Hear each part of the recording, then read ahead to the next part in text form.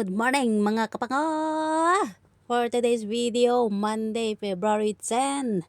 Ayan, siyempre kung Monday, alam nyo na ang nangyayari. Kailangan natin mag general cleaning. O, diba? Kasi alam nyo naman guys, 2 weeks kami na tumira sa China, sa Guangzhou, China.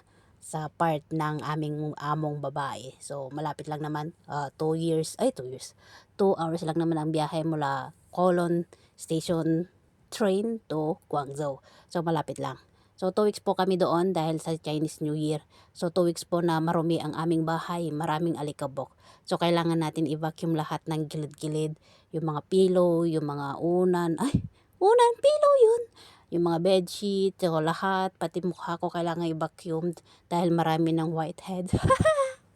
Sure lang. So, kailangan natin i-vacuum lahat para mas mabilis maglinis kapag vacuum kasi ginagamit mo kasi nakukuha lahat ng alikabok.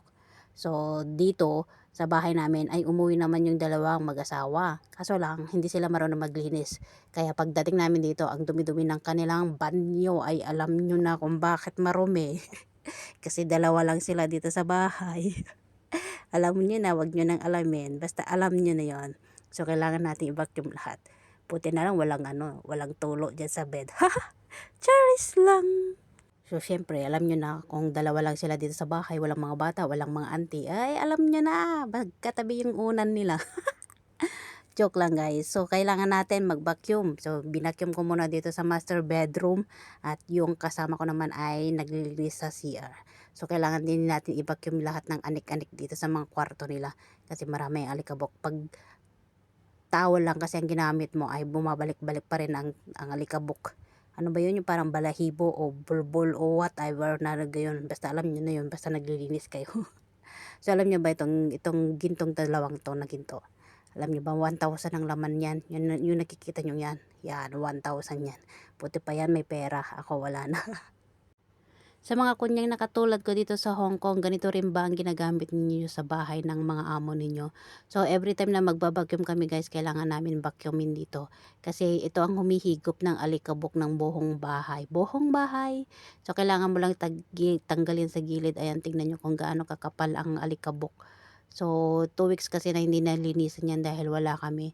Kaya ganyan kakapal. I-vacuum mo lang siya. Pwede mo naman hugasan ng tubig pero mas maganda kasi pag vacuum makukuha niya lahat. Kasi pag basa, kailangan mo na naman punasan si doble-doble. So, pag napunasan nyo na-vacuum nyo na, pwede nyong vacuumin yung buong katawan ng machine na yan at ibalik nyo yung filter na tinatawag niyan. O, tignan nyo kung gaano kalinis. Mas malinis pa sa mukha ko. So, ibalik mo lang. Tapos, syempre guys, pag nag-vacuum kayo ng ganitong machine, kailangan nakapatay, naka-off para hindi tayo madali. Malam nyo naman, makuryente tayo. So mag-ingat lang tayo mga kapango sa paglilinis ng mga machine sa ating mga bahay. At habang ako ay nagva-vacuum, ayan, binidyohan ko siya dahil siya yung naglilinis ng dalawang CR sa master bedroom at isa doon sa sala. Meron pang isang CR kung saan doon kami nagsi-CR na dalawa doon sa kwarto nila ng panganay naming alaga. Share bathroom. At syempre, balik tayo sa pagva-vacuum. Ayan, mag-vacuum naman na tayo. Tapos na ako sa mga bed. Dito naman tayo sa mga sahig. Sa mga sahig, ayan, kailangan natin vacuum sa dulo-dulo, sulok-sulukan, para hindi naman lumipad-lipad pa rin ang mga alikabok kahit saan. Ayan, i-vacuum mo lahat. Pagkatapos ng vacuum, mag-mop naman mamaya. Alam mo nyo guys, kung mayroon kayong kasama, ay, nabusog ako sa sardinas na ulam namin. I-vacuum din natin ang ating banyo, ang banyo ng amo namin babae. So, dito naman tayo sa sala. Ayan, merong mat dito para sa mga bata. Kailangan mo ding i-vacuum yan. Tapos, pabaliktarin mo para matanggal din yung buha-buhangin doon sa ilalim ng mat na yan. So, ganito lang ginagawa ko. Pinabacuum ko, tapos tinatanggal ko ulit. Pinabaliktad ko, babacuum mo ulit. Tapos, tanggalin mo lahat yan. Para mawala lahat ng dirt. Dirt dyan sa loob ng mat. Baliktarin mo lang guys. So pagkatapos nyan, ayan, tanggal lahat ng mat at i-vacuum na natin ang buong sahig kasi maraming mga, kahit winawalis mo naman yan, hindi naman nakukuha lahat ng walis. Kaya kailangan talaga sa isang linggo ay 2 beses kami nagba-vacuum. Monday at saka Friday. Kasi araw-araw naman kami naglilinis, araw-araw naman kami nagwawalis. Kaya Monday talaga at saka Friday kami nagba-vacuum. Kasi yun yung araw na mga wala kami, nasa day off yung Saturday, day off na Sunday. Kaya wala kaming time mag-general cleaning. Pagdating ng Monday, tsaka na kami nag-vacuum ulit. Pagkatapos nito, syempre, yung kasama ko ay nagmamap na siya. Ganyan talaga dapat. Pag mayroon kayo kasama, dapat nagtutulungan kayo. At dahil napagod ako, dahil mayroon akong binakyum na 2 kwarto, 3 kwarto plus yung 2 CR, ay sobra gutom na ako, nanginginig na ako dahil alas 12 na pala pasado, kaya nagugutom na ako. So inupuan ko muna yung saging para naman medyo tayo lumakas. Saging lang sapat na.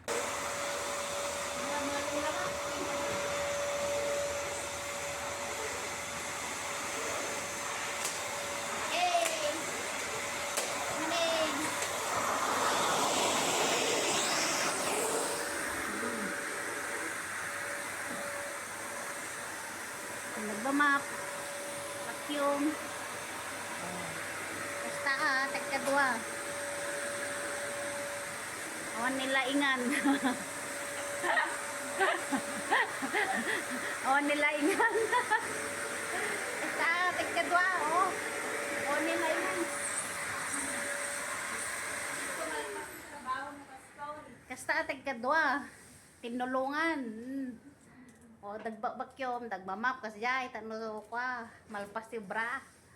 Han nga jag bibuya, dagbabakyom, dagbibuya, dagitida ay. Ang baglaki din. Kaya ko. O di pagkatapos nito, kakain na kami. O pagkatapos ng kain, edi pahinga. O alas 3, susundo na ng mga alaga, o di ba? Ganun lang. Ay, apaw. Tinulong. Lunch time na. Oras na. 12:30. Ang ulam namin ay sardinas na may repolyo. Tapos merong charcho. Charcho ba ito? Charcho sa kanila, adobo sa atin. Ay, ang puti mo na, Jong. Kukunin na yata ako ng level. Kain tayo. Siyempre, ito yung lang ulam namin. Sardinas, sapa na. Ay! Ganda talaga ng may bagong cellphone. Nakaka-inspired. Makakapag-edit na ako mamaya. Wala mo nang matutunan. Madali na mag-edit. Tapos madali mag-transport. Sardinas na ligo, manghang. Sarap. Tapos mamaya, alas 3, magsusundo kami ng alaga namin. Hindi pala, alas 5 pala, alas 5 ngayon. Ako ang alas 3 na activity ng alam. Punta kay Colon.